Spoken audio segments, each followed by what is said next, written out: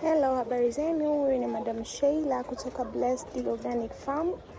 Jamani, huyu kuku wangu hapa asubuhi, mnayemwona hapa asubuhi alikuwa ameparalyze. Yaani alikuwa ameparalyze kabisa, miguu imepishana.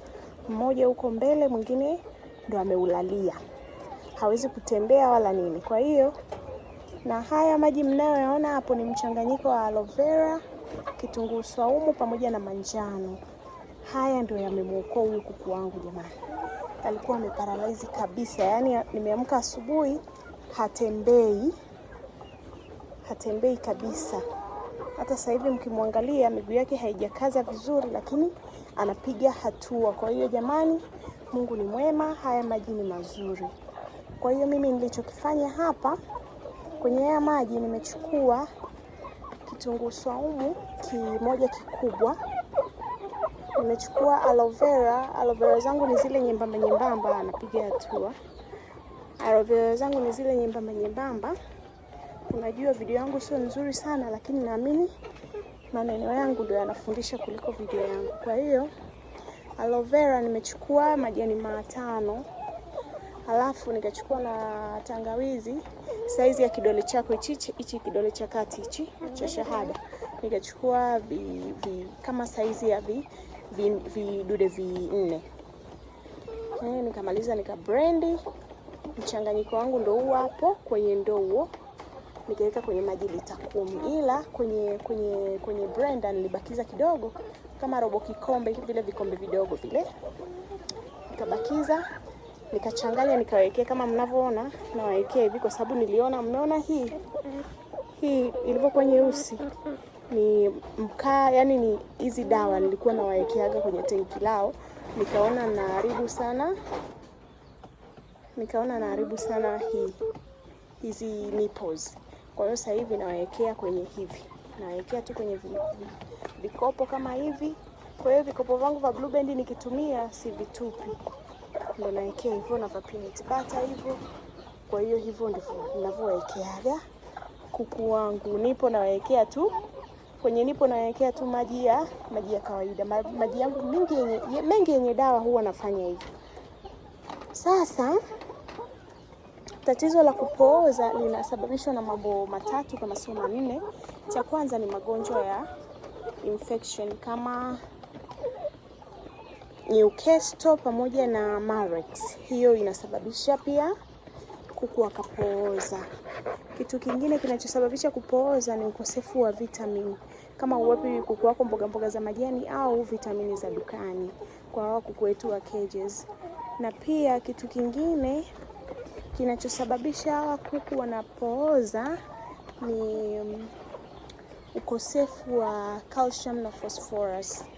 Kama kuku wako watakuwa hawapati madini ya chuma ya kutosha kwenye mchanganyiko wao wa chakula, kwa wale ambao wanachanganya chakula, hicho ndio kinachotokea kwamba kuku wako wanapooza.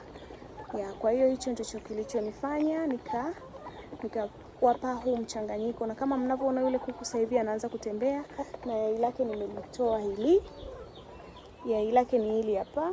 Na pia nataka nishare na nyie kwamba swala la mayai nayo yanatuonyesha kwamba kuku wetu ni wagonjwa. Kama mnavyoona haya mayai hapa, mkiangalia mayai ya brown yako machache kweli. Mengi ni meupe, yani yana rangi ambayo sio ya brown. Kuku kama ni mzima huwa anataga yai la brown soft zuri kabisa. Ila kuku kama ana changamoto atataga yai ambayo lina brown na weupe lina vibaka, ukilishika lina kama kama madude, yani haliko soft. Hiyo inatuonyesha kwamba kuku wetu ni mgonjwa. Kama hapo mnavyoona kwenye hayo mayai yanaonyesha 100% kubwa kwamba kuku wangu ni wagonjwa.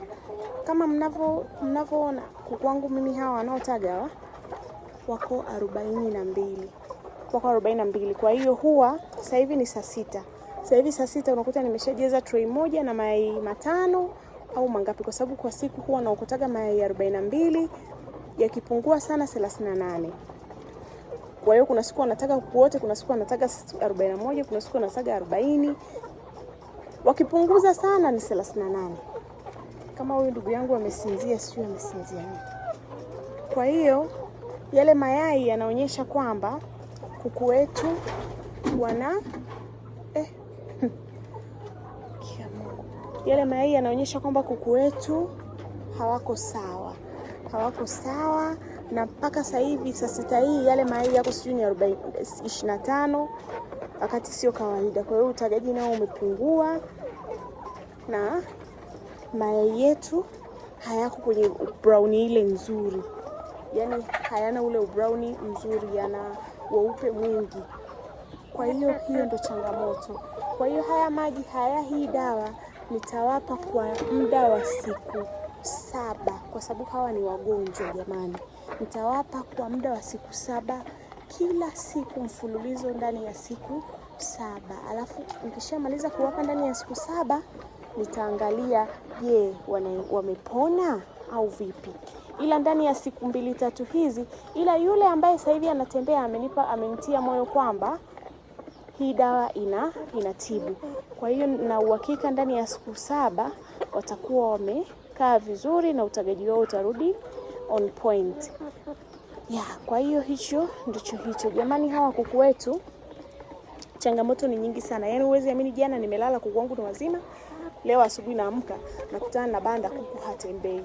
Kwa hiyo kwenye ufugaji kuna changamoto nyingi, ndio maana nashauri tu tunatumia hizi dawa za mitishamba mara kwa mara. Tuwe tunazitumia mara kwa mara, kwa sababu kama mimi juzi tu hapa nimemaliza kunywa dawa ya coccidiosis ambayo ni majani ya mpapai pamoja na kitunguu saumu. Inatibu coccidiosis na minyoo. Kwa sababu walikuwa hawaumwi, niliwapa kwa siku 3 kama kinga, lakini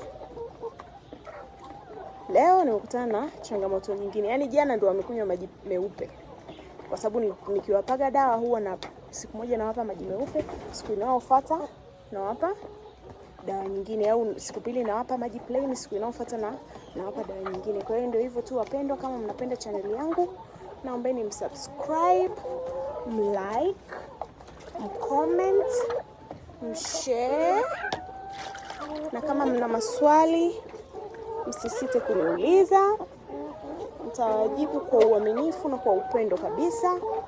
Jamani, Mungu awatangulie. Kama hili yai jamani, mkiliangalia halina ubrown. Yaani halina ubrown kabisa. Acha kudonoa kidole changu. Halina ubrown kabisa, yani halina ubrown, lina upe. Halina ile brown ambayo tunaijua. Alafu sio soft. Yaani hata ukilisikiliza lina kamlio fulani hivi. Kwa hiyo hicho ndicho kilichotokea, ila naamini Mungu ni mwema, tutalishinda hili jamani. Mungu nawapenda sana. Mungu awatangulie kwenye ufugaji wenu. Msisahau kusubscribe, kulike, comment na kushare. Jamani, support yenu ni kusubscribe na kulike tu. Nawapenda sana. Bye bye.